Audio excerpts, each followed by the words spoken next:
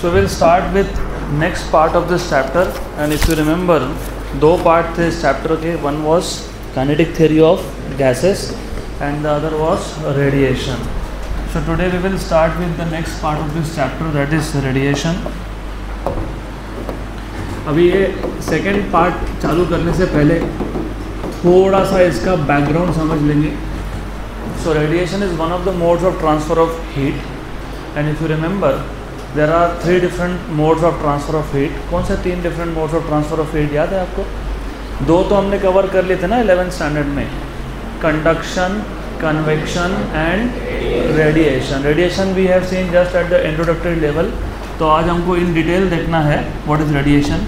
So before we go ahead with what is radiation, हम लोग फटाफट से पहले वो जो बाकी के दो modes of transfer of heat थे वहाँ से स्टार्ट कर लेते हैं. So in total there are three modes of transfer of heat.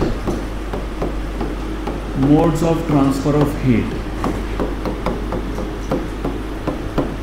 सबसे पहला mode of transfer of heat है, इफ़ यू रिमेंबर, कंडक्शन. अब जिनको याद नहीं या जिन्होंने 11th में कवर किया नहीं, तो अभी you have this opportunity at least to know basics of conduction. तो कंडक्शन में होता क्या है, और by the way conduction is the mode of transfer of heat in solids. तो सॉलिड्स में हीट एक पॉइंट से दूसरे पॉइंट जाता है through which mode of transfer? Conduction. तो रिमेंबर, ये conduction is the mode of transfer of heat specifically in solids. अब आपको ये तो पता ही होगा, heat always flows from higher temperature to lower temperature. तो with an example let us understand. Suppose हमारे पास एक रॉड है और सॉलिड है. You know what is the arrangement of atoms inside a solid? Definite arrangement है, periodic arrangement है. मतलब पहली बात तो कॉम्पैक्ट अरेंजमेंट है. तो you have any two particles या atoms of solid, they are closely packed, मतलब they are very near to each other. Okay. Number two, there is a systematic arrangement, there is a definite arrangement of atoms inside the solid. अब solids में for example अगर इस rod का एक and में heat करता हूँ, तुमने एक्सपीरियंस भी किया होगा, अगर आप एक रॉड लेते हो और उस रॉड का एक एंड अगर आप बर्नर के ऊपर रख देते हो तो थोड़ी देर के बाद दूसरे एंड तक भी हीट ट्रांसफ़र होता है. क्या होगा ना experience, and then you feel, आपको झटका लगेगा, ऐसा फील होगा, बराबर. तो हैव यू एवर थॉट कि how heat goes from this end to that and?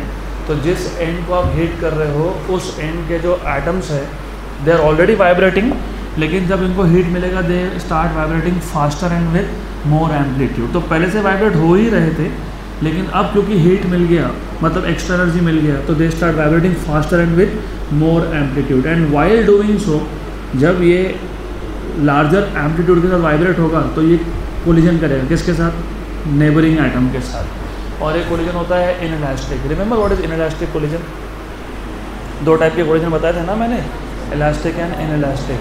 दोनों टाइप के कोलिजन में what is conserved? Momentum is conserved. लेकिन in case of elastic collision kinetic energy भी कॉन्जर्व्ड होता है, मतलब there is no transfer of kinetic energy. और in case of inelastic collision there is transfer of kinetic energy.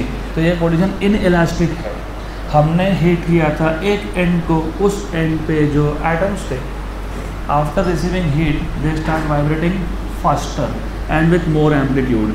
Since they are vibrating with more amplitude they undergo collision with the neighbouring atoms, transfer their energy in the process, मतलब inelastic collision हुआ. And the neighbouring atom now vibrates faster and with more amplitude. And in this process it collides with the next neighbour and transfers the energy. और ऐसा collision के through energy transfer होता जाता है. So if you look carefully, यहाँ पे खुद particle या फिर लास्ट बेंच, खुद पार्टिकल या फिर एटम एनर्जी लेके एक जगह से दूसरी जगह पे नहीं गया. So conduction is the mode of transfer of heat specifically in solids in which there is no net bodily moment of the atoms या particles. खुद particle energy लेके गया नहीं. So the mode of transfer of heat in which there is no net bodily moment of the particles is known as conduction. तो conduction में heat transfer होता है through collisions. Then second type of transfer of heat, और by the way conduction हमने in detail cover किया था आपके 11th standard में, थर्मल प्रॉपर्टीज ऑफ मैटर नाम का चैप्टर था, याद आ रहा है क्या आपको? और जेई नीट के लिए इम्पॉर्टेंट है, हमने इन डिटेल बहुत कुछ देखा था, थर्मल कंडक्शन क्या होता है, लॉ ऑफ थर्मल कंडक्टिविटी क्या होता है, एक्सेट्रा एक्सेट्रा। तो वो सारे के सारे जेई नीट के लिए फॉर्मूलाज आर इम्पॉर्टेंट। वो सारे फॉर्मूला जेई नीट के लिए क्या होते हैं, इंपॉर्टेंट है, तो एक बार रिवाइज कर लेना। Second type of transfer of heat is convection. Convection ये आपको सिलेबस में नहीं है, it is just for your knowledge कि कन्वेक्शन होता क्या है। तो convection is mode of transfer of heat primarily in liquids, primarily in liquids. अब फॉर एग्जांपल, ये तो हमारा डे टू डे लाइफ का एक्सपीरियंस है, जब भी तुमको कोई लिक्विड गर्म करना हो, फॉर एग्जांपल वाटर, तो व्हाट यू डू इज़ तुम वाटर को एक कंटेनर में भरते हो और उसको एक बर्नर के ऊपर रख देते हो। तो सबसे पहले बर्नर का जो बेस, सॉरी वेसल का जो बेस है, कंटेनर का जो बेस है वो सॉलिड है, तो बर्नर से हीट किसको गया, सॉलिड को, और सॉलिड में क्या होता है, कंडक्शन। तो कंडक्शन हीट किसको गया, लिक्विड को, और जो लिक्विड के मॉलिक्यूल्स थे बेस पे उनको मिलेगा heat. So the molecules of the liquid at the base of the container they receive heat and then because of heat they become lighter, density कम होता है उनका, and then they start rising up. तो यहाँ पे ये molecules खुद energy लेके ऊपर गए। So in this case the transfer of heat is due to the actual motion of the molecules themselves, और ये जो molecules का motion है इसको convection current बोलते हैं। तो convection में एक जगह से दूसरी जगह तक heat खुद molecule लेके जाता है। तो ये conduction and convection दोनों के लिए you require a material medium। तो इन दोनों modes of transfer of heat में you require a material medium। अगर दो पॉइंट्स के बीच में मीडियम नहीं होगा तो उन दोनों पॉइंट्स में हीट ट्रांसफ़र भी नहीं होगा बिकॉज ऑफ दीज टू। एक सिंपल सा एग्जांपल वापस से हम लोग लेते हैं। फॉर एग्जांपल वही रॉड का केस ले लेता हूँ मैं। अपने पास रॉड है, मैंने रॉड को एक एंड पे हीट किया, तो एक एंड से हीट गया दूसरे एंड पे because there is a material medium in between. अगर मैं बीच में इसको कट कर देता हूँ तो बताओ अभी हीट ट्रांसफ़र होगा क्या? तो remember these two modes of transfer of heat require material medium. अब जो तीसरा mode of transfer of heat है प्रिसाइजली जो हमको इस चैप्टर में इन डिटेल सीखना है, दैट इज़ रेडिएशन। और रेडिएशन कंपैरेटिवली कंडक्शन से इजी है। कंडक्शन में जो फॉर्मूलाज इन्वॉल्व थे वो थोड़े से कॉम्प्लिकेटेड थे, but radiation is easy. So the third mode of transfer of heat is radiation.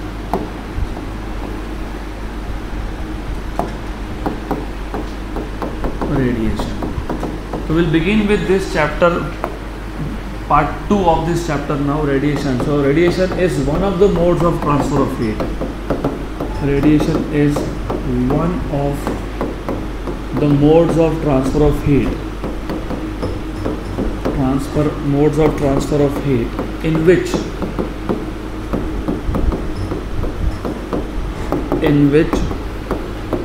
there is continuous emission of energy. There is continuous emission of energy. Emission of energy from the surface of a body.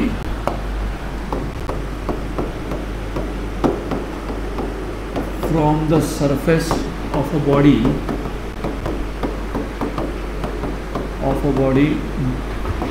Due to temperature या due to thermal energy.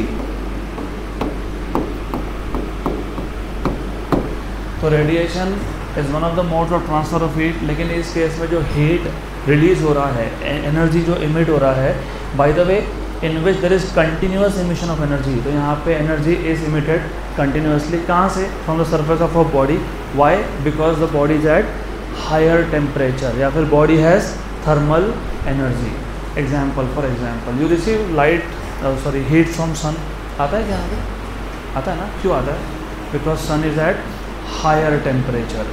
तो कोई भी body जब अपने temperature की वजह से या फिर थर्मल एनर्जी की वजह से रेडिएशन इमिट करे, उसको क्या बोलते हो? मतलब उसको हम लोग रेडिएशन बोलते हैं, but why there is emission of energy, it is because of temperature, thermal energy.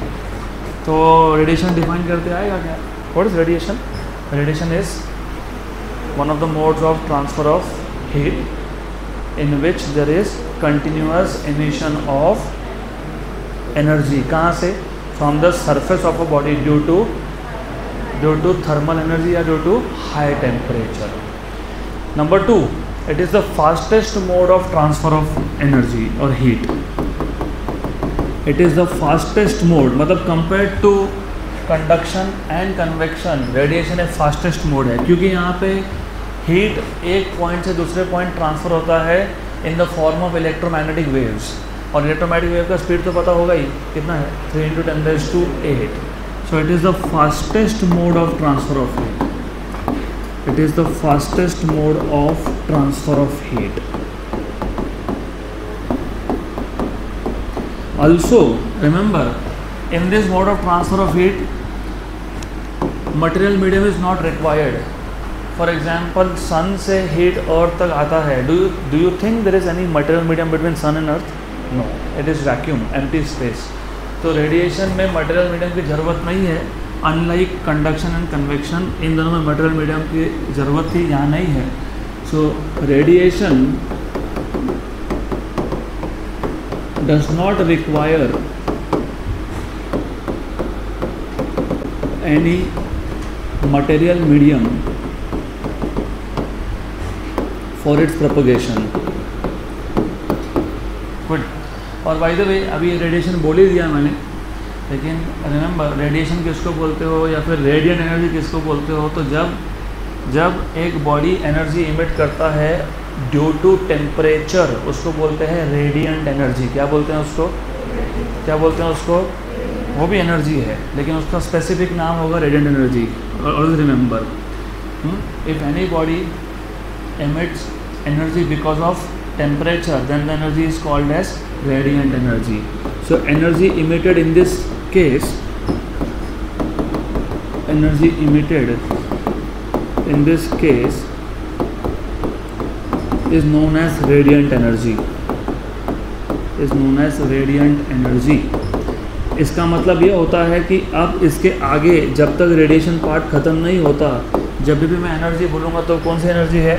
Radiant energy. और बाय द वे ये जो इलेक्ट्रोमैग्नेटिक वेव्स है which are carrying energy from one point to another, उसको हम लोग बोलेंगे थर्मल रेडिएशन. क्या बोलेंगे? Thermal radiation. So the electromagnetic waves emitted, the electromagnetic waves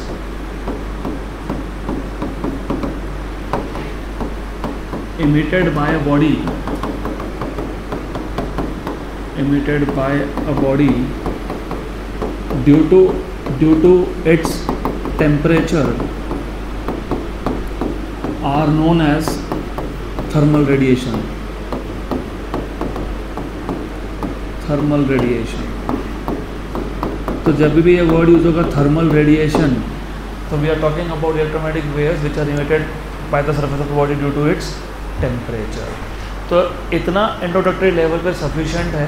तुमको सिर्फ पता होना चाहिए रेडिएशन मतलब क्या. Radiation is one of the modes of transfer of heat. Out of the 3 modes it is one of the modes of transfer of heat in which there is continuous emission of energy from the surface of body due to its higher temperature या फिर due to thermal energy. Number 2, it is the fastest mode of transfer of heat in which no material medium is required. Number 3, यहाँ पे जो energy emit होगा उसको हम लोग क्या बोलेंगे? Radiant energy. नंबर 4, जो इलेक्ट्रोमैग्नेटिक वेव्स इमिट हुए हैं उनको क्या बोलोगे? Thermal radiation. बस ये 4 पॉइंट इंपॉर्टेंट है फॉर यू टू नो.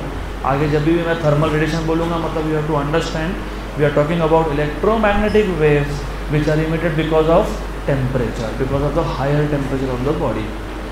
अब एक बॉडी है जो हायर टेम्परेचर पे है, तो वो क्या इमिट करने वाला है? Thermal radiation. अब ये थर्मल रेडिएशन जब एक दूसरे सरफेस पे जाके इंसिडेंट होगा, तो remember there is a body which is at higher temperature which is emitting thermal radiation, और वो थर्मल रेडिएशन किसी और बॉडी के सरफेस पे जाके इंसिडेंट हुआ, तो ये थर्मल रेडिएशन उस बॉडी के साथ इंटरैक्ट करेगा. उसको बोलते हैं interaction of thermal radiation with matter, which is your second topic और यहाँ से अब धीरे धीरे फॉर्मूला बनना चालू हो जाएंगे। तो we have next topic which is interaction of thermal radiation with matter.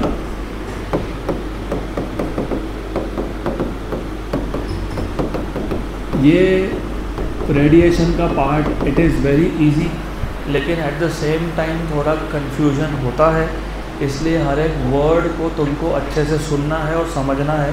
मैंने क्लियरली बोला कि थर्मल रेडिएशन किसी और बॉडी ने इमिट किया, और ये जो थर्मल रेडिएशन किसी और सरफेस पे जाके इंसिडेंट होने वाला है। तो जब थर्मल रेडिएशन उस बॉडी पे इंसिडेंट होगा तो वो उस सब्सटेंस के साथ, उस मैटर के साथ कैसे इंटरैक्ट करेगा, that is what we are seeing. Emission की बाद में बात होगी, हम फिलहाल बोल रहे हैं हमारे पास एक बॉडी था, उसने थर्मल रेडिएशन इमिट किया। अब उस बॉडी का रोल ख़त्म हो गया, बस उसने रेडिएशन इमिट किया। ये रेडिएशन कहाँ आके इंसिडेंट हुआ, एक दूसरे सब्सटेंस पे, मैटर पे। तो ये थर्मल रेडिएशन उस मैटर के साथ क्या करेगा, इंटरैक्ट करेगा। And we want to see what happens in this case. तो रिमेंबर व्हेन थर्मल रेडिएशन, अच्छा बाय द वे वो नोट्स में पहला ही वर्ड गलत हो गया, वहाँ पे वेयर प्रिंट हो गया, वेयर नहीं, when thermal radiation is incident at the surface of a body, या फिर falls at the surface of a body, when thermal radiation falls at the surface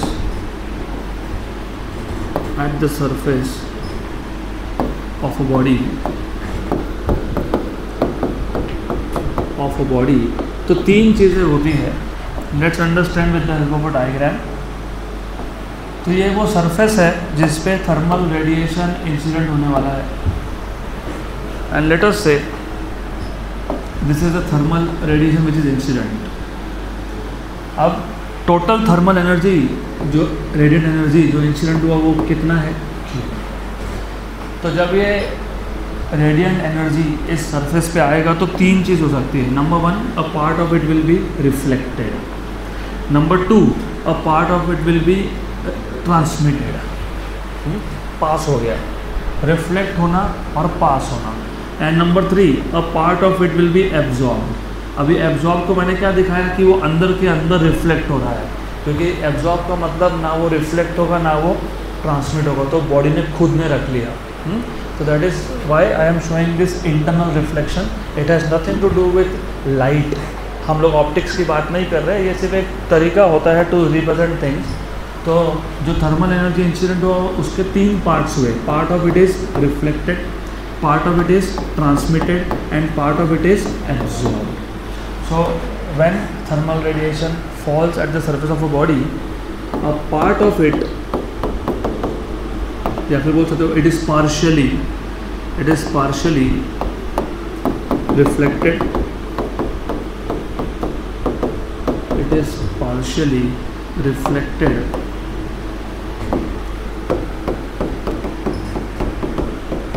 partially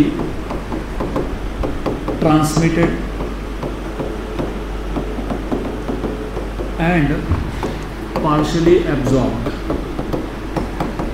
and partially absorbed, okay. So let us say Q is the total thermal energy, radiant energy incident. So it is a radiant energy incident on the surface.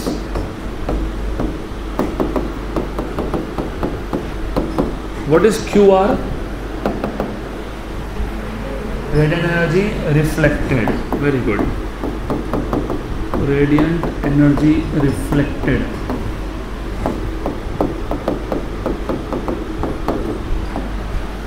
What will be QT?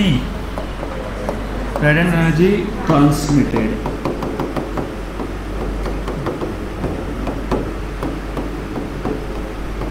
Radiant energy transmitted.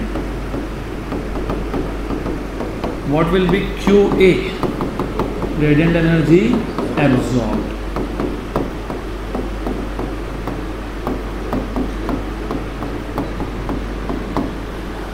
Good. तो जो total thermal energy मतलब radiant energy incident हुआ, it is partially reflected, partially transmitted and partially absorb. तो इससे तुमको पहला equation मिला।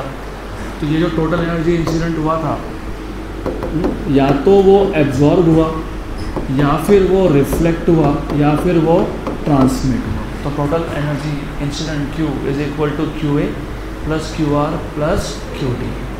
अब एक काम करो, इस इक्वेशन को हम लोग डिवाइड कर देंगे by Q। So dividing equation 1 by Q, तो Q upon Q is 1 equals to QA by Q plus QR by Q plus QT by Q। QA by Q, what was QA? Energy absorbed. What was Q? Energy incident। इसको हम लोग बोलते हैं coefficient of absorption, denote करते हैं A से, अभी define करेंगे। What is QR? Energy reflected, energy मतलब radiant energy. What is Q? Energy incident। इसको बोलते हैं हम लोग कोएफिशिएंट ऑफ रिफ्लेक्शन, और इसको बोलते हैं कोएफिशिएंट ऑफ ट्रांसमिशन। मतलब जितना एनर्जी इंसिडेंट हुआ उसका कितना पार्ट एब्जॉर्ब हुआ। So what fraction of energy is absorb is called as coefficient of absorption. What fraction of energy is reflected is called as coefficient of reflection. And what fraction of energy is transmitted is called as coefficient of transmission. Very good. मैंने जानबूझ के ऐसा लिखा है ना, क्यों याद रहता है ना, आर्ट इक्वल टू 1, तो तुमको इक्वेशन याद नहीं रखना, आर्ट इक्वल टू 1। गुड। तो नहीं तो उल्टा सीधा लिखूंगा तो फिर सोचते बैठेंगे। रैट भी बोल सकते हो वैसे, RAT, नहीं तो आर्ट equal to 1, where A is known as coefficient of absorption,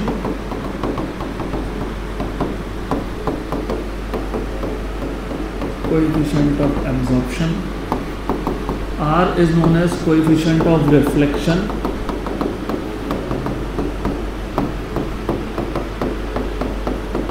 and T is known as coefficient of transmission.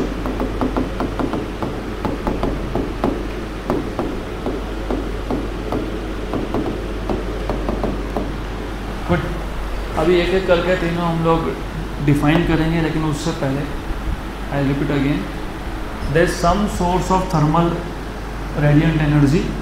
उसने रेडिएंट एनर्जी इमिट किया due to its higher temperature. वो रेडिएंट एनर्जी किसी और सरफेस पे आके इंसिडेंट हुआ। Part of it is reflected, part of it is absorb, part of it is transmitted. So total energy Q is QA plus QR plus QT।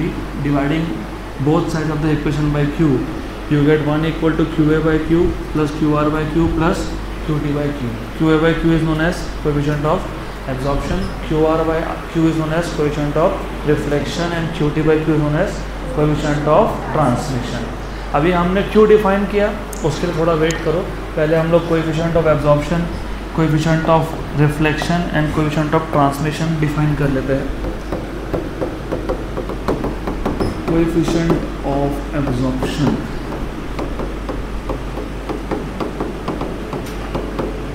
बताओ कैसे define करोगे? It is the ratio of radiant energy absorbed by the body to that of radiant energy incident on it. Good. So it is the ratio of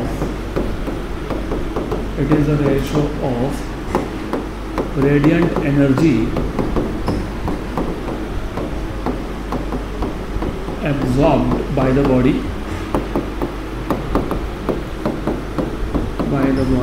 to that of radiant energy incident on it. So basically it is a ratio of two similar quantities।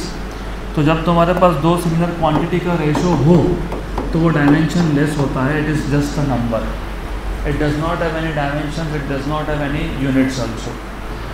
पर ये जो हम लोग अभी define कर रहे हैं ना, ये आगे रेडिएशन के आने वाले टॉपिक में बहुत काम में आएंगे।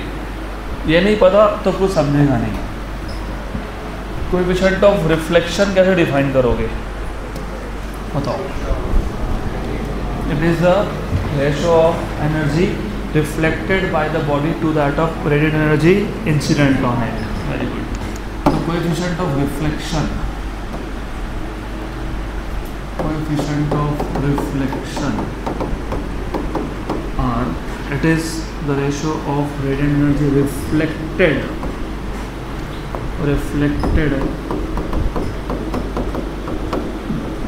by the body to that of radiant energy incident on it. तो R equal to QR by Q. वैसे बाय द वे इनके दो तीन नाम हैं, जैसे कोएफिशिएंट ऑफ एब्जॉर्प्शन को एब्जॉर्प्टेंस भी बोलते हैं या एब्जॉर्प्टिविटी भी बोलते हैं, वो मैंने नोट्स में लिख के दिया है. So coefficient of absorption is also called as absorptance और absorptivity. Coefficient of reflection is also called as reflectance और रिफ्लेक्टिविटी. गुड. देन तीसरा कोएफिशिएंट ऑफ ट्रांसमिशन. बताओ कैसे डिफाइन करोगे. It is the ratio of radiant energy transmitted by the body to that of radiant energy incident on it. Coefficient of transmission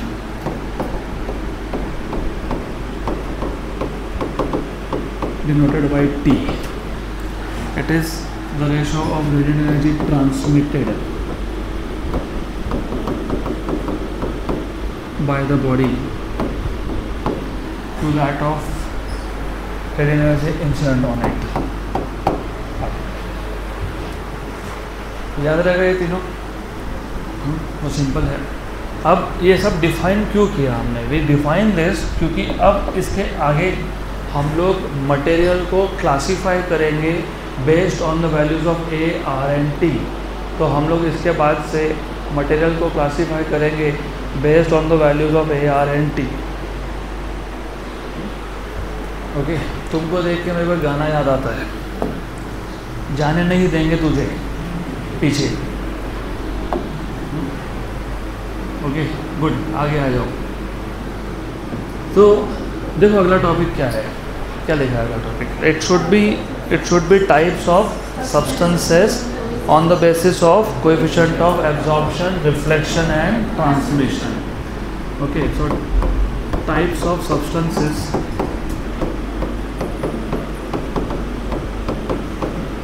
on the basis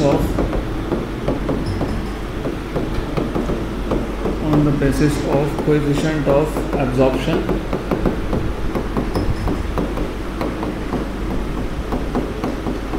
reflection and transmission.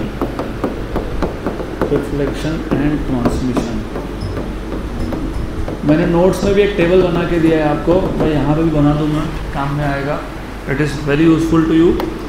तो what we will do is, हम ये जो हमारे पास तीन coefficient है उसकी values पे based substance को डिफाइन करते हैं.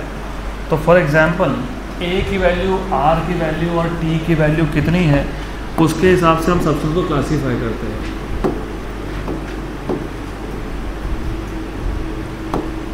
The value of A, value of R, value of T and lastly the type of substance. वैसे हम डे टू डे लाइफ में भी यूज़ करते ही है इसको.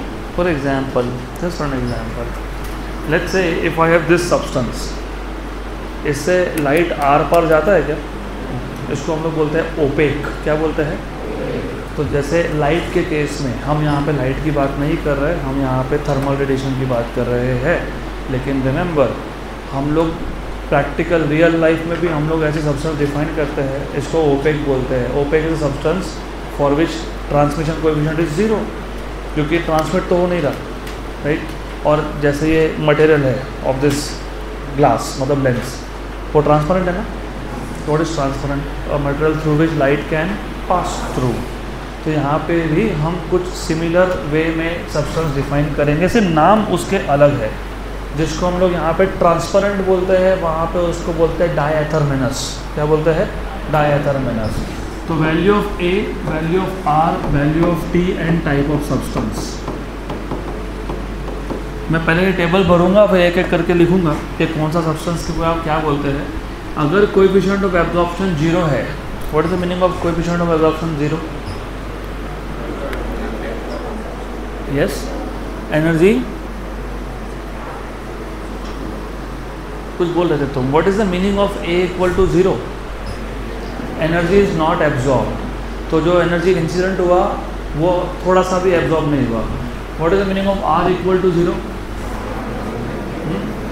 रिफ्लेक्शन भी नहीं हुआ, ना एब्जॉर्ब हुआ ना रिफ्लेक्ट हुआ. तो क्या होगा? पूरा का पूरा क्या हो जाएगा? ट्रांसमिट. इसको बोलते हैं डायएथरमिनस. क्या बोलते हैं इसको? डायएथरमिनस. चेक कर लो, ऐसा है क्या? होना चाहिए ऐसा. टेबल चेक करो, टेबल वो तुमको याद रखने के लिए. I remember this is correct. So diathermanous में दिया कैसा? दिया ना, A equal to 0, R equal to 0 and T equals to 1. पक्का? तो diathermanous is like a transparent material. मैं इसलिए बोल रहा हूँ क्योंकि डायएथरमिनस के बाद एथरमिनस है. तो डायएथरमिनस के लिए चेक करो, is this correct? A equal to 0, R equals to 0 and T equals to 1. So a substance which neither absorbs nor reflects radiant energy but transmit all of it is called as diatherminous substance. तो सबसे पहले type का substance है डायएथरमिनस.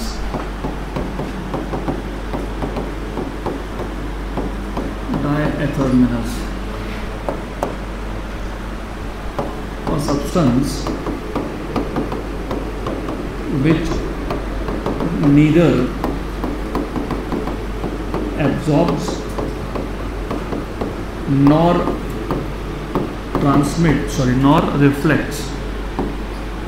reflects the radiant energy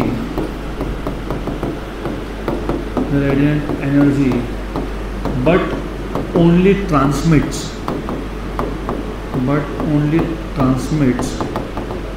is known as diatherminous.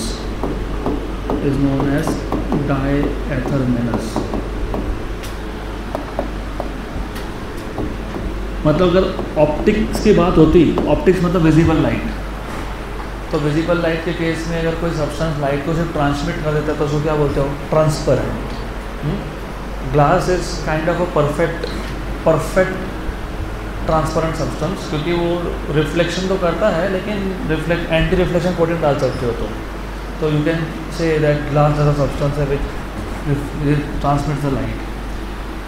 Then दूसरा type का substance will be एथरमिनस. तो second type is एथरमिनस. अभी what is एथरमिनस? एथरमिनस या डायएथरमिनस का उल्टा होता है. उल्टा होता है मतलब ये ट्रांसमिट नहीं करता है. अगर ये ट्रांसमिट नहीं करता है तो या तो एब्जॉर्ब करेगा, तो एब्जॉर्प्शन कोएफिशिएंट 0 नहीं है, या फिर रिफ्लेक्ट करेगा तो रिफ्लेक्शन कोएफिशिएंट भी 0 नहीं है. और A plus R plus T की वैल्यू क्या थी? 1. तो A plus R plus T की वैल्यू कितनी आई यहाँ पे? 0. तो A प्लस R क्या बन गया? 1. गुड. तो रिमेंबर, एथरमिनस जो सब्सटेंस होता है, it is a type of substance which either absorbs और reflects but does not transmit. तो नोट्स में मैंने वैसा ही लिखा है, थोड़ा सा यहाँ वहाँ वर्ड्स हुए, लेकिन its meaning is the same. So athermanous substance, a substance which either absorbs or reflects but does not transmit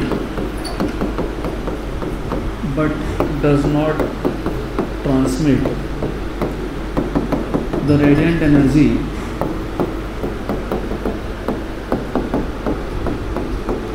is known as ethereminous substance.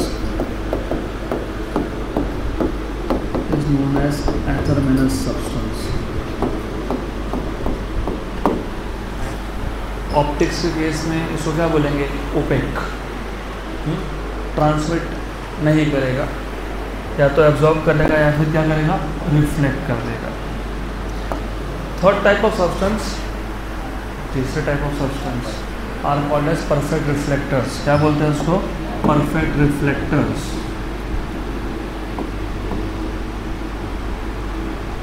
तो यहाँ पे A की वैल्यू 0 होती है, R की वैल्यू 1 होती है और T की वैल्यू वापस से 0 होती है। तो T की वैल्यू 0, R की वैल्यू इज 1 एंड A की value also 0। A and T 0, R equals to 1। Perfect reflectors.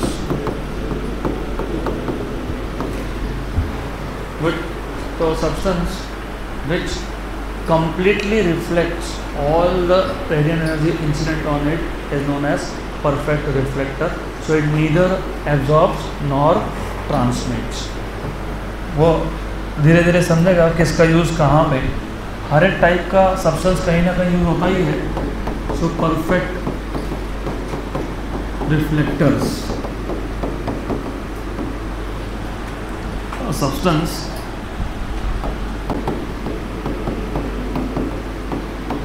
which neither absorbs nor transmits but reflects all the incident energy, all the incident radiant energy is known as perfect reflector, is known as perfect reflector. Last type of substance, उसको हम लोग बोलते हैं perfect absorber, या तो उसी को बोलते हैं ब्लैक बॉडी। क्या बोलते हैं? Black body.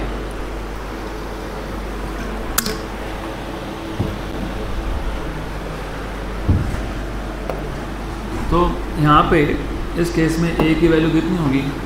1, R की वैल्यू 0 और T की वैल्यू 0। तो it is known as perfect absorber और it is known as black body. अब इसको ब्लैक बॉडी क्यों बोलते हैं, उसका रीज़न है, वो अभी हमारा अगला टॉपिक ही है, तो तब बताऊँगा why it is called as black body. और हम लोग डिफाइन भी करेंगे अच्छे से, बट फिलहाल temporarily we will say similar definition, a substance which neither reflects nor transmits but absorbs all the radiant energy incident on it is known as perfect absorber or a black body. तो perfect absorber, so a substance which neither reflects nor transmits but absorbs all the incident energy, all the incident radiant energy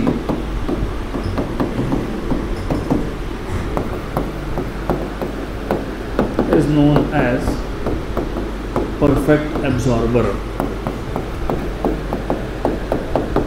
perfect absorber, और इसी perfect absorber का दूसरा नाम है black body.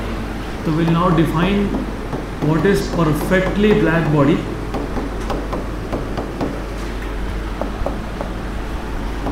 तो any guess how to define perfectly black body?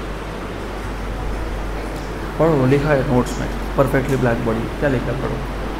A body which absorbs all the radiant energy incident on it is known as perfectly black body. अब इसको perfectly black body क्यों बोलते हैं? इमेजिन, वैसे मैंने तुमको बताया भी था बीच में, I have told you black is not a color, it is absence of color. तो इमेजिन हमारे पास एक बॉडी है जिसपे जितना भी लाइट इंसिडेंट हो, बाय द वे एटलीस्ट हम humans we can see wavelength ranging from around 3000 angstrom to 7000, जिसको तुम 7 कलर में डिवाइड करते हो, VIBGYOR, violet, indigo, blue, green, yellow, orange, red. Remember, colour does not exist, colour is just perception. हमारा retina को वो red दिखता है तो हम उसको रेड बोल देते हैं, सिंपल सी बात है। तो यू नीड टू अंडरस्टैंड, अगर एक ऐसा बॉडी है, अच्छा चलो I will go into little bit of detail. Someone is wearing pink, someone is wearing yellow, someone is wearing some other colour, blue. आपको पता है बेसिकली ये ट्यूबलाइट कितने कलर से इमिट करता है? 7, क्योंकि प्रिज्म से पास करूँगा तो 7 कलर दिखेंगे। अब होता ये है, एक ऑब्जेक्ट तुमको येलो क्यों दिखता है? क्योंकि वो जो 7 कलर्स है उसमें से येलो रिफ्लेक्ट हुआ, बाकी सब के सब एब्जॉर्ब हो गए। That is why you see yellow. For example, why you see blue? Because out of दो 7 colour only blue is reflected and all other colours are absorb. Correct, good. अब imagine एक ऐसा बॉडी है जिस पे जो भी वेवलेंथ गया पूरा ही एब्जॉर्ब कर लिया, क्या दिखेगा तुमको? Black. So nothing is reflected. So black is the absence of colour because everything is absorb. इसीलिए गर्मी में ब्लैक कपड़े पहनना मना करते हैं, क्योंकि जितना भी सन लाइट आएगा वो पूरा का पूरा एब्जॉर्ब, तो ऑलरेडी गर्म है और गर्म होगा। That is why it is suggested that you wear white during summers. Winter में उल्टा बोलते हैं, ब्लैक पहनो। और लॉजिक देखो, ब्लैक हम अगर तुम थोड़ा सा ऑब्जर्व करते हो, हैव यू एवर वंडर्ड, ये सर्दी के जो कपड़े होते हैं, स्वेट शर्ट बोलते हो, स्वेटर्स बोलते हो, या जो भी बोलते हो, जैकेट्स वगैरह, यू नो मैक्सिमम कौन से कलर के होते हैं? Clear logic. और यू नो खासकर लड़कियां पहनती है वो सन कोट बोलते हैं उसको, शायद गर्मियों में पहनते हो ना, which colour? That is the logic behind it. क्योंकि समर्स में you are not suppose to wear black because it will absorb everything and you will feel more warm. पहले से ही गर्म हो रहा था, अभी और भी गर्म होगा फिर। So that is why you have to understand this. तो डेफिनेशन वहीं से बनता है, a body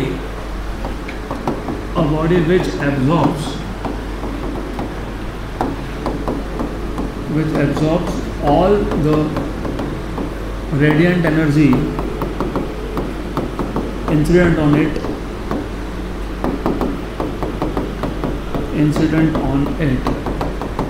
is known as perfectly black body, या तो आइडियल ब्लैक बॉडी भी बोलते हैं, परफेक्टली ब्लैक बॉडी। तो परफेक्टली ब्लैक बॉडी के लिए ए की वैल्यू कितनी आएगी? 1, याद रखना। वैसे इन नेचर आइडियल या परफेक्ट जैसा कुछ होता है नहीं। So no perfectly black body exist in nature. ऐसा कोई बॉडी है ही नहीं जो 100% एनर्जी एब्जॉर्ब कर ले। लेकिन एक मटेरियल है जिसका नाम है लैम्प ब्लैक। ये जो लैम्प ब्लैक मटेरियल है ना, absorbs around 98% of the radiant energy incident on it. तो लैम्प ब्लैक नाम का सब्सटेंस है जो 98% तक एब्जॉर्ब करता है। 2% या तो रिफ्लेक्ट होगा, मोस्टली रिफ्लेक्टिव होता है, ट्रांसमिट होता नहीं है, क्योंकि the substance is little thick. जब तुम सब्सटेंस बनाओगे थोड़ा थिक बनाते हो तो ट्रांसमिट तो होता नहीं है, तो 2% रिफ्लेक्ट हो जाता है। तो नेचर में परफेक्टली ब्लैक बॉडी है ही नहीं। तो हम लोग एक आर्टिफिशियल ब्लैक बॉडी बना लेते हैं। हमने बनाया आर्टिफिशियल, इसलिए उसको आर्टिफिशियल बोला, या उसको प्रैक्टिकल ब्लैक बॉडी भी बोलते हो, which is the next topic, that is Fery's black body. अब फेरी नाम का साइंटिस्ट था, उसने क्या किया, उसने एक बॉडी डिज़ाइन कर लिया खुद से।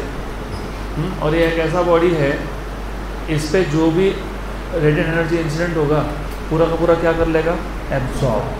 सो remember, Ferry's black body is a practical और artificial black body.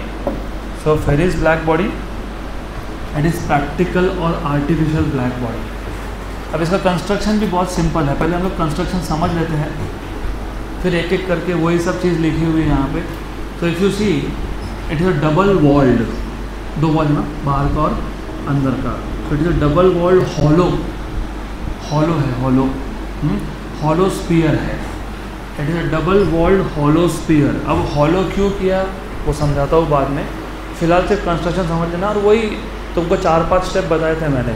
Any theory topic, step number 1 diagram, मतलब इंट्रोडक्शन तो दे दिया ना तुमने, what is a perfectly black body. फिर अभी यहाँ पे हम लोग किसकी बात कर रहे हैं, आर्टिफिशियल। तो लिखा क्या पहला लाइन मैंने, it is a artificial black body, हो गया, दैट इज़ इंट्रोडक्शन डन। उसके बाद क्या करते हो, डायग्राम ड्रॉ करते हो। उसके बाद क्या करते हो, इसका कंस्ट्रक्शन समझाते हो। ये बोर्ड के पर्पज़ से इम्पॉर्टेंट है। उसके बाद क्या करते हैं हम लोग, उसके अगर इक्वेशन डिराइव करने होंगे तो वो जाता है किसमें, प्रिंसिपल ऑफ वर्किंग में। उसके बाद क्या करते हैं, उसके यूजेस। यहाँ पे आखिरी के 2 स्टेप्स है नहीं, सिर्फ it is just a theory topic. You should know what is this body, मतलब इंट्रोडक्शन, डायग्राम एंड कंस्ट्रक्शन। तो it consist of hollow double walled hollow sphere. And if you notice, ये जो आउटर सरफेस है ना double walled का, उसको हमने polish करके रखा है सिल्वर से या निकल से, दोनों में से एक मेटल यूज़ करते हैं, सिल्वर या फिर निकल। अब इसको क्यों करते हैं, see first of all what is a black body, what is perfectly black body, it should absorb right whatever it is coming on to it. यहाँ पे हम लोगों ने सिल्वर पॉलिश इसके लिए किया कि जो भी लाइट यहाँ पे thermal energy, radiant energy incident होगा वो क्या होना चाहिए, रिफ्लेक्ट होना चाहिए। उल्टा है इधर ये रिफ्लेक्शन के लिए किया हमने, बताता हूँ क्यों। बोलोगे रिफ्लेक्शन तो होना नहीं चाहिए था, अब तो थोड़ा रुको जरा, you will have to wait for a while to understand. ये पूरे बॉडी को ब्लैक बॉडी बोलते ही नहीं है हम लोग। हम ब्लैक बॉडी से भी छोटा सा ओपनिंग दिख रहा है तुमको, एपर्चर, तो देखो इसमें एक छोटा सा एपर्चर है, इस एपर्चर को हम लोग ब्लैक बॉडी बोलते हैं। तो इस एपर्चर पे जो रेडिएशन इंसिडेंट होगा वही एब्जॉर्ब होता है, बाकी का क्या हो जाएगा, रिफ्लेक्ट होगा। तो ये बाहर जो है you have a silver polish surface, then there is an aperture here.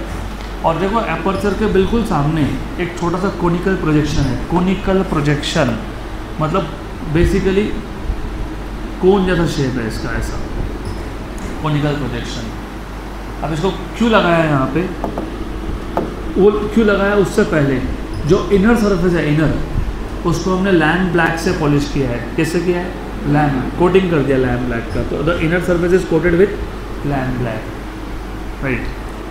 Lamp black कितना % एब्जॉर्ब करता है, तो अगर मैं यहाँ पे कोनिकल प्रोजेक्शन नहीं लगाता, इंसिडेंट रेडिएशन आता, यहाँ पे पहला रिफ्लेक्शन होता, कितना एब्जॉर्ब होता, तो 2% कहाँ जाता, वापस। तो इसको मैं परफेक्टली ब्लैक बॉडी बोल सकता हूँ क्या, इसके लिए यहाँ पे कोनिकल प्रोजेक्शन लगा दिया हमने, पहला रिफ्लेक्शन यहाँ होने ही नहीं दिया। तो ऐसा लाइट आया, मतलब थर्मल एनर्जी आया और रिफ्लेक्ट होकर किसी और डायरेक्शन में गया, तो पहला रिफ्लेक्शन यहाँ हुआ, 98% एब्जॉर्ब हुआ, 2% बचा, वो 2% रिफ्लेक्ट हुआ। अब उस 2% का 98% एब्जॉर्ब हुआ और उसका जो 2% बचा वो यहाँ गया। तो ऐसा मल्टीपल रिफ्लेक्शन के बाद सारा का सारा एनर्जी क्या हो जाता है, एब्जॉर्ब। क्या हो जाता है, एब्जॉर्ब, करेक्ट। बाहर कुछ गया क्या, एपर्चर से कुछ बाहर गया क्या, नहीं, लेकिन यहाँ से जाने के चांसेस थे। ये हॉलो क्यों बनाया, इसको वैक्यूम क्यों किया, रिमेंबर अगर इसमें लिक्विड होता या गैस होता तो कन्वेक्शन याद है, कन्वेक्शन। तो यहाँ पे जो यहाँ पे जब थर्मल एनर्जी इंसिडेंट हुआ, राइट, 98% एब्जॉर्ब हुआ, तो वो एब्जॉर्ब रेडिएशन कन्वेक्शन के थ्रू या फिर कंडक्शन के थ्रू कहाँ चला जाता, बाहर। तो that is made hollow, good. और रिमेंबर कौन सा थर्मल रेडिएशन कम्प्लीटली एब्जॉर्ब हुआ, जो किस पे इंसिडेंट हुआ, एपर्चर। तो पूरा बॉडी ब्लैक बॉडी नहीं है, एपर्चर ब्लैक बॉडी है। Who is black body here, aperture. तो अभी ये सब मैंने थ्योरी में लिख के दिया है point by point. So it is a practical artificial black body. It consist of a double walled hollow metal sphere with outer surface nickel और silver polish and inner surface coated with lamp black. There is a conical projection opposite diametrically to the aperture. तो aperture के diametrically opposite point पे you have a conical projection.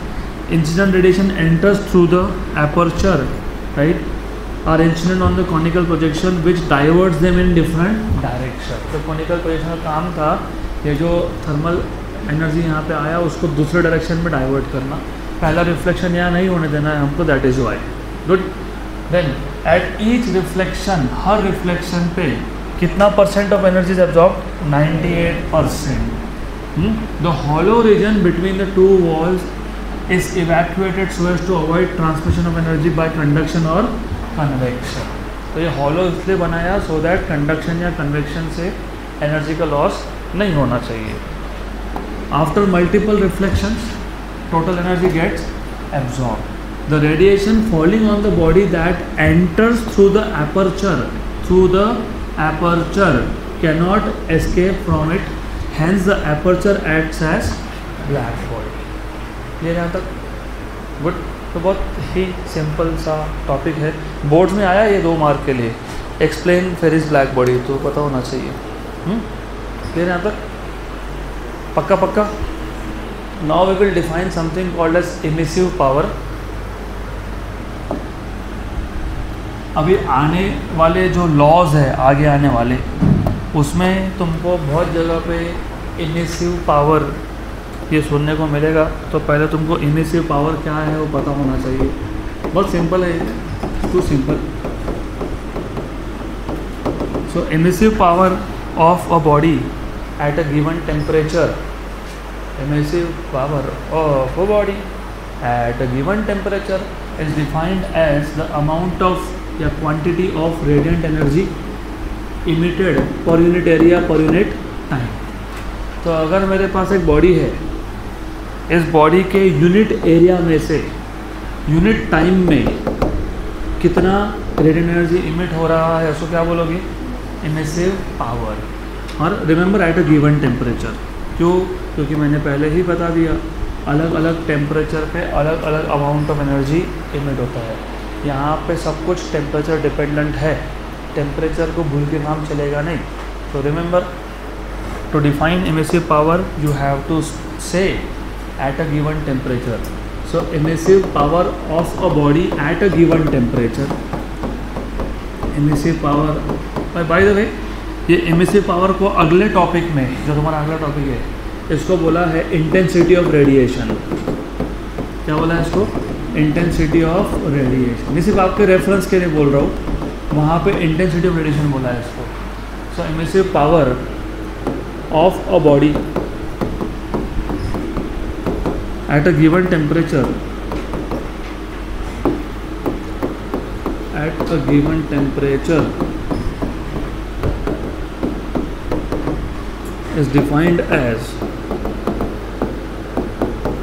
the amount of या फिर the quantity of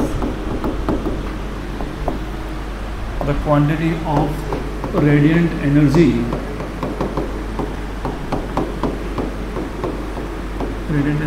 emitted per unit time per unit area।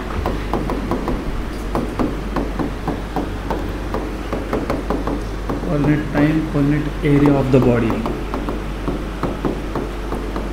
So let us say Q was the total radiant energy emitted। वो जो body है उसने कितना energy emit किया? Q। अब देखो कन्फ्यूजन मत क्रिएट करना, मैंने पहले ही क्लियर कर दिया था। यहाँ इस केस में interaction of radiation with matter में, interaction of thermal radiation with matter में, ये जो Q है, ये Q ये किसी और बॉडी ने इमिट किया और ये यहाँ पे आके इंसिडेंट हुआ। तो Q इज़ एनर्जी इंसिडेंट यहाँ पे, और एमिसिव पावर में Q इज़ एनर्जी इमिटेड। तो थोड़ा सा तुमको केयरफुल रहना पड़ेगा, थोड़ा सा कन्फ्यूजन होता है, लेकिन कोई पॉइंट ही नहीं है, तुम बात ही इमिशन की कर रहे हो। तो यहाँ पे Q is radiant energy emitted.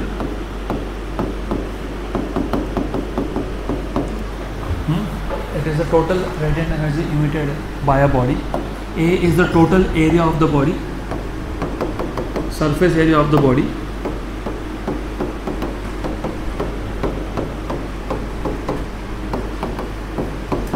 T is the time for which the body emits radiation. Time for which the body emits radiation.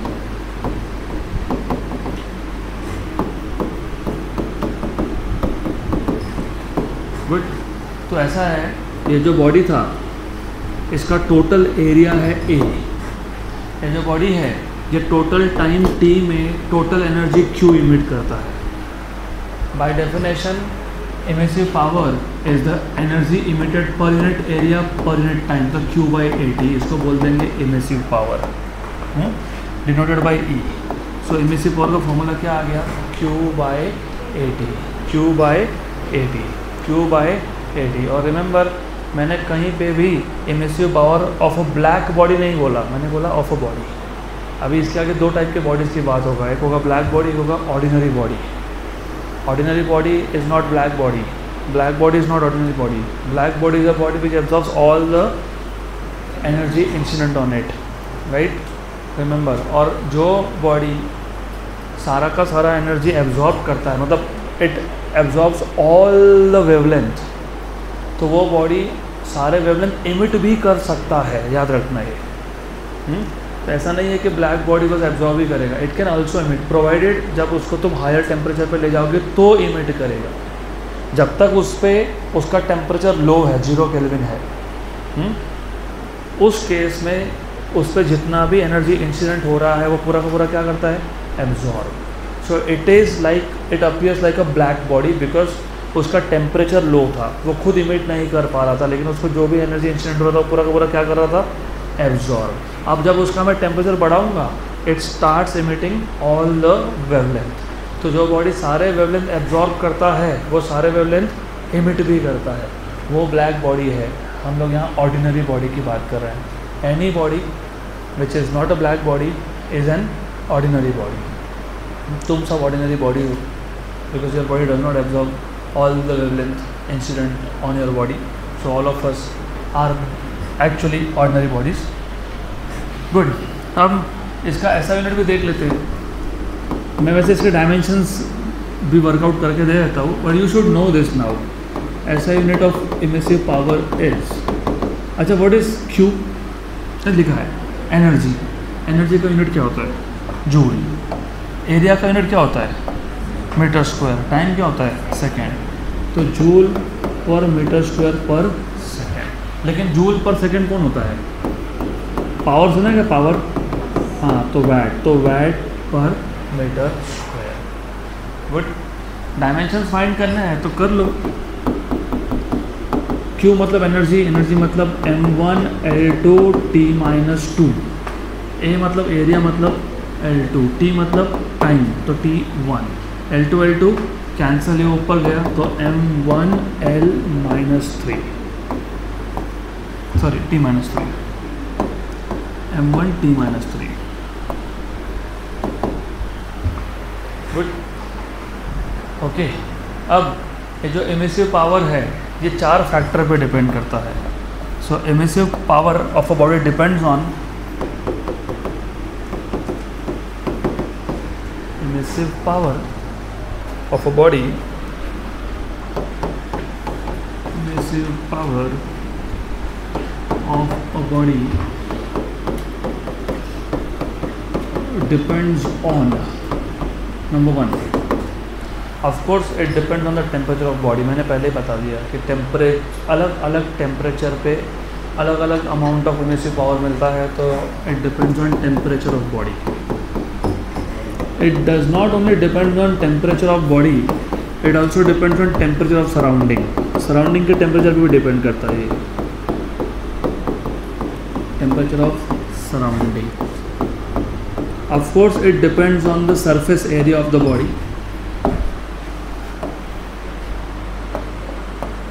and it depends on the nature of body, surface area of body and it depends on nature of body.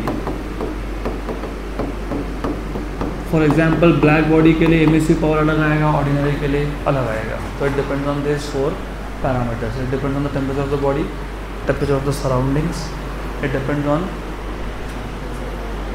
surface area of the body and it depends nature of the body. Good, है that clear? तो अगर ये तुमको समझा है अच्छे से emissive power, तो अगला टॉपिक है इफ़ यू सी, क्या है देखो, spectrum of black body radiation. In terms of wavelength, ठीक है, ये समझा है तो वो समझेगा। What is emissive power? It is the quantity of radiant energy emitted per unit time per unit area eight a given temperature. जब तक एट अ गिवन टेम्परेचर ध्यान में नहीं है तब तक तुमको spectrum of black body radiation समझेगा ही नहीं। इसलिए पहले पता होना चाहिए कि ये हमने जो इमिसिव पावर डिफाइन किया वो एट अ गिवन टेम्परेचर था, एक फिक्स टेम्परेचर पे था। So let us go ahead with next topic, spectrum of black body radiation. Black body radiation in terms of wavelength. अभी स्पेक्ट्रम समझने के लिए सबसे पहले इन्होंने क्या किया वो समझ लो। दे टुक डिफरेंट सोर्सेस, मतलब डिफरेंट ब्लैक बॉडीज, और बाय द वे एकदम क्लियरली लिखा है ब्लैक बॉडी, मतलब ये जो कुछ भी थ्योरी बनेगा वो किसके लिए है? Black body. यहाँ पे कंफ्यूजन का कोई केस बनता ही नहीं है। और ये जो भी हम अभी स्पेक्ट्रम देखने वाले हैं उसमें से कुछ फीचर्स है, वो फीचर से हम लोग एक लॉ बनाएंगे जिसका नाम है वीन्स डिस्प्लेसमेंट लॉ। अगला टॉपिक है वो, है क्या? वो वीन्स डिस्प्लेसमेंट लॉ इसी स्पेक्ट्रम से आया। ये स्पेक्ट्रम किसके लिए था? तो वीन्स डिस्प्लेसमेंट लॉ भी किसके लिए है? हाँ, तो उसको ऑर्डिनरी बॉडी पे अप्लाई मत करना। गुड। तो रिमेंबर, सबसे पहले what they have done is they have taken different black bodies और डिफरेंट सोर्सेस और उनको अलग अलग टेम्परेचर पे रखा। 1000, 2000, 3000, 4000, 5000, और यहाँ पे टेम्परेचर केल्विन में ही है। गुड। फिर दे मेजर्ड कि इमिसिव पावर, जिसको इंटेंसिटी ऑफ रेडिएशन बोलते हैं लोग, अलग अलग वेवलेंथ पे कितना कितना तुमको इमिसिव पावर मिला। मतलब फॉर एग्जांपल 2000 एंगस्ट्रॉम के वेवलेंथ पे कितना इमिसिव पावर आया, 2100 पे कितना आया, 2200 पे कितना आया। तो अलग अलग वेवलेंथ पे they measure what is the intensity of radiation, emissive power. और ये जो ऑब्जर्वेशंस थे इनको वो प्लॉट करते हैं in the form of a graph. उस ग्राफ को क्या बोलते हो? Spectrum of black body radiation. Good. तो सबसे पहले डिफरेंट ब्लैक बॉडीज और यू से different sources of energy, different sources of energy, which means black bodies, were kept at different temperatures, were kept at different temperatures.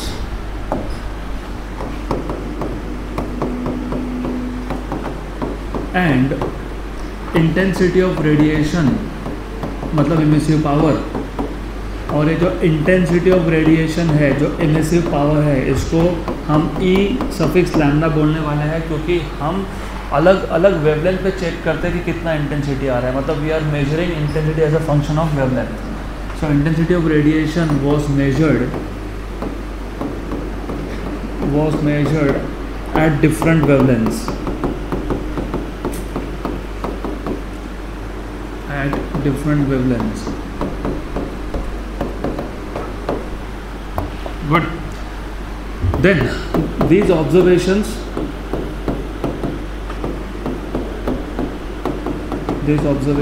were represented graphically.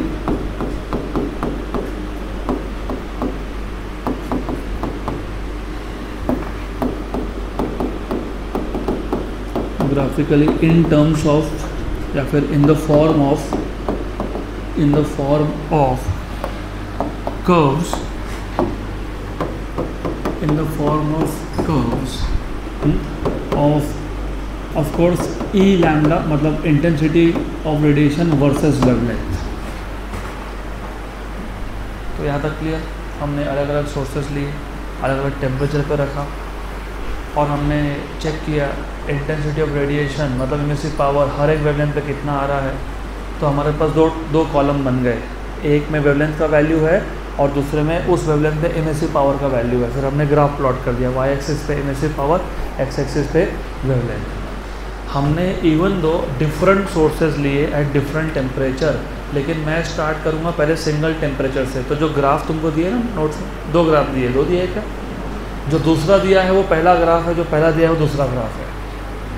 क्योंकि आपके text book में जो दूसरा graph है वो दिया ही नहीं था, वो मैंने खुद ने प्लॉट करके वहाँ पे डाला है, सो दैट यू अंडरस्टैंड कि हम अगर एक बॉडी को एक टेम्परेचर पर रख के चेक करें तो how does the graph look like, और उससे हम लोग क्या क्या कंक्लूजन्स ड्रॉ कर सकते हैं। देखो साइंस इज़ ऑल अबाउट, खासकर physics of course, is all about doing experiment, measuring something, plotting something, और उस प्लॉट से अंडरस्टैंडिंग समथिंग। ये जो प्लॉट हम लोग करने वाले हैं ना, ये कोई सादे प्लॉट नहीं है, ये तुम्हारे स्टार्स के प्लॉट है। हमारा खुद का star sun has a same spectrum, और by comparing different spectrum of different stars you understand उस स्टार के अंदर क्या फिजिकल प्रोसेस हो रहा होगा, so that the output is different. सब स्टार सेम होते तो सबका ग्राफ सेम आता ना, नहीं आता ऐसे। मतलब नेचर ओवरऑल सेम है, लेकिन टेम्परेचर के हिसाब से वो चेंज होगा बाद में।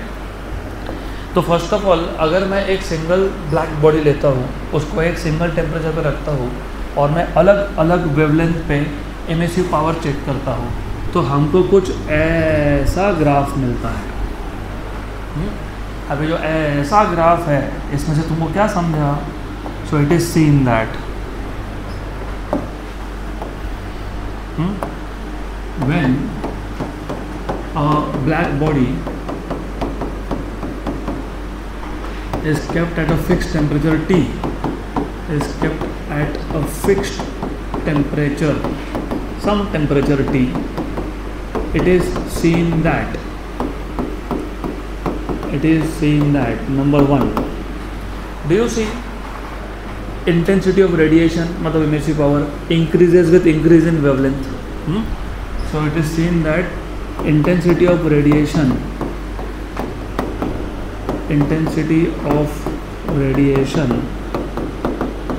E lambda increases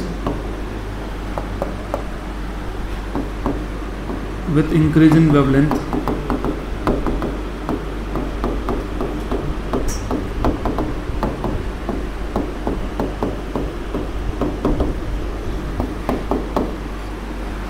Okay, good. Number two, do you see it reaches a maximum value, और ये इंटेंसिटी ऑफ रेडिएशन वेवलेंथ के जिस वैल्यू पे मैक्सिमम होता है उसको लैम्डा मैक्स बोलते हैं। So it reaches a maximum value and then with further increase in wavelength intensity of radiation decreases. पहले क्या हुआ, वेवलेंथ के साथ इंटेंसिटी बढ़ा, एक मैक्सिमम वैल्यू पे आया, उसके बाद क्या हुआ, मैं अगर वेवलेंथ फर्दर बढ़ाता हूँ तो इंटेंसिटी ऑफ रेडिएशन क्या हो रहा है, कम हो रहा है। क्या हो रहा है, कम। So it reaches a maximum value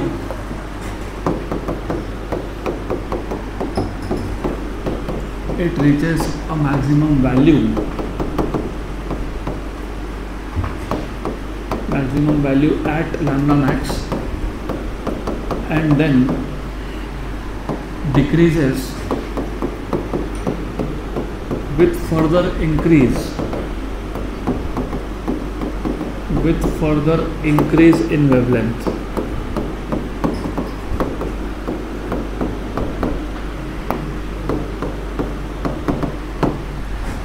good. अब ऐसा है, तुमने जब ऑब्जर्वेशन लिया था तब तुमने एक पर्टिकुलर वेवलेंथ फिक्स किया होगा, मान लो ये वेवलेंथ फिक्स कर दिया, और इस वेवलेंथ को तुमने मेजर किया, कितना तुमको इमिसिव पावर मिला, तो सम वैल्यू, कुछ वैल्यू मिला होगा, लेट अस से E1 एट लैम्डा 1। फिर तुमने दूसरा वेवलेंथ लिया होगा, उस दूसरे वेवलेंथ चेक किया होगा कितना है, जैसे फॉर एग्जांपल लैम्डा 2 पे E2 है, सही है। लेकिन ये जो वैल्यू हमको मिल रही है E1 E2, ये टोटल एनर्जी है क्या? नहीं, ये क्या है, energy released at a particular wavelength. तो तुमको अगर थोड़ा सा इंटीग्रेशन याद होगा, थोड़ा सा चैप्टर नंबर 2 11वीं का मैंने तुमको इंटीग्रेशन तब बताया था, उसके बाद चैप्टर नंबर 3 वापस से 11वीं का, जिसमें हमने if you remember work energy principal देखा था, और वर्क एनर्जी प्रिंसिपल से जस्ट पहले था work done by variable force. तभी तुमको बताया था कि इंटीग्रेशन का मतलब क्या होता है। तो रिमेंबर, अगर मुझे टोटल एनर्जी आउटपुट निकालना है, मतलब टोटल एनर्जी कितना उस बॉडी ने इमिट किया, तो whether it is obtained by area under the curve. तो ये इंटीग्रेशन का डेफिनेशन ही होता है, it is the area under the curve. तो area under the curve gives the total energy emitted per unit time per unit area at all the wavelengths. Per unit time per unit area क्यों बोल रहा हूँ, क्योंकि तुम plot क्या कर रहे हो, एमिसिव पावर। एमिसिव पावर क्या होता है, पर unit time per unit area. तो सारे वेवलेंथ पे टोटल एमिसिव पावर मतलब टोटल एनर्जी पर unit time per unit area is obtained by area under the curve. So area under the curve, area under the curve gives total energy, of course radiant energy emitted per unit time per unit area, per unit time per unit area eight all the wavelengths. और notes में all print नहीं हुआ, eight wavelengths हो गया सिर्फ, eight all the wavelengths, ये important था। At all word is important, तो वो प्रिंट ही नहीं हुआ वहाँ पे, नहीं हुआ ना नोट्स में प्रिंट, एट वेवलेंथ्स हो गया सिर्फ। ये ऐसा डायग्राम दिखेगा, उसके जस्ट ऊपर देखो, वहाँ पे एट ऑल द वेवलेंथ्स होना चाहिए। यहाँ तक क्लियर। तो ये तो हमारा एक सिंगल बॉडी का एट अ सिंगल टेम्परेचर का ऑब्जर्वेशन था। अब अगर मैं, जैसे मैंने स्टार्ट ही किया था, different bodies were kept at different temperatures, तो अब अगर मैं अलग अलग टेम्परेचर पे चेक करता हूँ, if I check what happens at different temperature, तो पहले तो मैं ग्राफ प्लॉट कर देता हूँ। तो फॉर एग्जांपल मैं वापस एमिसिव पावर मतलब इंटेंसिटी ऑफ रेडिएशन प्लॉट करो as a function of wavelength. तो ये हमने एक पर्टिकुलर टेम्परेचर पे किया था मेजर। तो लेट अस से ये था, for example it was at 1000 kelvin. यहाँ पे 2 4 5 केल्विन की बातें नहीं होती हैं। This is a black body which is like a star. Stars are at always at higher temperature, 2000 kelvin के ऊपर ही होते हैं। तो हम लोग यहाँ पे 1000 केल्विन ऐसे टेम्परेचर लेते हैं। ये 1000 केल्विन का है ना। फॉर एग्जांपल अगर मैं 2000 केल्विन पे करता हूँ, तो what I see is something like this. तो फॉर एग्जांपल ठीक है, at 2000 kelvin what I see is that जो नेचर ऑफ द ग्राफ है वो अभी भी सेम है। अच्छा, सेम है मतलब अभी भी नॉन यूनिफॉर्म डिस्ट्रीब्यूशन है। What is the meaning of uniform distribution and non uniform distribution? ये जो डिस्ट्रीब्यूशन है ये यूनिफॉर्म है कि नॉन यूनिफॉर्म है? Non. Why you are saying non uniform? अगर यूनिफॉर्म होता तो ग्राफ कैसा दिखता? स्ट्रेट लाइन दिखता। यूनिफॉर्म का मतलब ये होता कि किसी भी वेवलेंथ पे सेम ही वैल्यू मिल रही है, ऐसा ग्राफ आता। ऐसा आया कि हमारा ग्राफ नहीं। तो ये कौन सा डिस्ट्रीब्यूशन है? Non uniform. कौन सा डिस्ट्रीब्यूशन है ये? कौन सा डिस्ट्रीब्यूशन है ये? कौन सा डिस्ट्रीब्यूशन है ये? Non uniform. पक्का नहीं, यूनिफॉर्म है नहीं, फिर क्या है? कुछ भी नहीं। दोनों में से एक तो होगा ना। तो पहला observation, at higher temperature the distribution continues to be non-uniform। मैं अगर और टेम्परेचर बढ़ाता हूँ, मैं अगर और बढ़ाता हूँ, ऐसे टेम्परेचर बढ़ाता जाता हूँ मैं, तो देखो तुम दो चीज़ें कर सकते हो। या तो तुम अलग अलग ब्लैक बॉडीज़ लो, उनको अलग अलग टेम्परेचर पे रखो, एक साथ सबका ऑब्जर्वेशन लो। या दूसरा, एक ही बॉडी लो, उसको तुम पहले 1000 पे रखो, फिर 2000 पे रखो, फिर 3000 पे रखो, एक ही बात है। ऐसा होता जाएगा। So if you again notice, observe, जो 1000 केल्विन पे जिस वेवलेंथ के वैल्यू पे पीक मिल रहा था, लैम्डा मैक्स, राइट। ग्राफ तो इसका ग्राफ तो सेम आया, nature of the graph is same, लेकिन जो पीक है तुम देख रहे हो पीक के साथ क्या हो रहा है। यू नोटिस, हाँ, पीक के साथ क्या हो रहा है बताओ? पीक शिफ्ट हो रहा है। कहाँ शिफ्ट हो रहा है? लेफ्ट में। कहाँ शिफ्ट हो रहा है? यहाँ से बनता है तुम्हारा वीन्स डिस्प्लेसमेंट लॉ। यहाँ पे कोई डिस्प्लेसमेंट नहीं है, डिस्प्लेसमेंट मतलब कोई मोशन नहीं है, लेकिन यहाँ पे पीक शिफ्ट हो रहा है। कहाँ पे शिफ्ट हो रहा है? To the left. पढ़ो सेकंड नंबर का ऑब्जर्वेशन क्या लिखा हुआ है, क्या क्या सेकंड नंबर ऑब्जर्वेशन क्या लिखा हुआ है? The peak of what? The peak at which the incident या फिर the wavelength at which the intensity of radiation is maximum shift to the left. तो यहाँ पे ये जो लैम्डा मैक्स की वैल्यू थी वो कहाँ शिफ्ट हो रही है? Left. Then did you also observe 1000 kelvin पे एरिया अंडर द कर्व कम था, 2000 पे ज़्यादा है, 3000 पे और भी ज़्यादा है, 4000 पे और भी ज़्यादा है। तो जो total energy emitted per unit time per unit area था, it is also higher at higher temperatures. तो ये 3 ऑब्जर्वेशंस है। सो if we keep different bodies at different temperatures, of course different sources, different bodies, different black bodies. पहले हमने single की बात की थी, when a black body is kept at a fixed temperature. अब मैं बोल रहा हूँ if we keep different black bodies at different temperatures,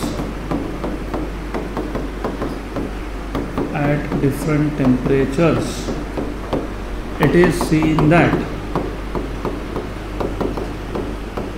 number 1, the energy distribution continues to be non-uniform. Energy distribution, वैसे बाय द वे जिनका maths है तुमको probability नाम का एक टॉपिक आएगा या आया होगा या हो गया होगा जो भी है। अभी I don't know to what depth they are teaching you probability, लेकिन ये जो डिस्ट्रीब्यूशन है ना, इसका एक पर्टिकुलर नाम है जिसको तुम गॉसियन डिस्ट्रीब्यूशन बोलते हो। There are 2-3 types of probability distribution. तुम लोगों को शायद, जहाँ तक मुझे याद है, इस लॉन्ग बैक 2017-18 में मैं मैथ्स पढ़ाता था, उसके बाद आई डोंट रिमेंबर, तब था बाइनोमियल तक, बाइनोमियल डिस्ट्रीब्यूशन। अभी I don't know if they have included Gaussian, but ऐसे टाइप के शेप को गॉसियन डिस्ट्रीब्यूशन बोलते हैं। Not exactly like this but something like this. So the energy distribution continues to be non uniform. Energy distribution continues to be non uniform. Number two तो तुम ही बताओ मेरे को, तुमको पीक शिफ्ट हो रहा है ये बोलते नहीं आ रहा, बताओ। पीक शिफ्ट हो रहा है। The wavelength at which the intensity of radiation peaks shift to the left. The wavelength, of course wavelength मतलब लैम्डा मैक्स की बात हो रही है। The wavelength at which intensity of radiation peaks मतलब maximum value, lambda max shifts to the left,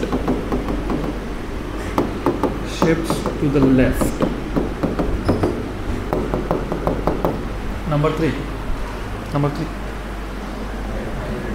the radiant energy emitted per unit area per unit time is also higher at higher temperature. So the radiant energy emitted, of course total की बात हो रही है यहाँ पे, per unit time per unit area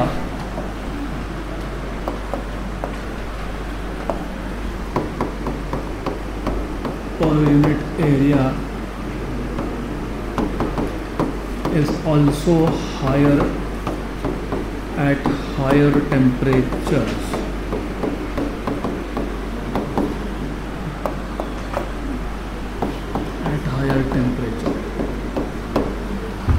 clear यहाँ तक? तो this was all about black body radiation spectrum. अभी कल आते वक्त इतना रिवाइज करके आना, क्योंकि कल मैं रिपीट करूँगा and then we will go ahead with Wien's, displacement law and the remaining topics. और कल हमारा ये चैप्टर लगभग हो जाएगा ख़त्म थ्योरी पार्ट।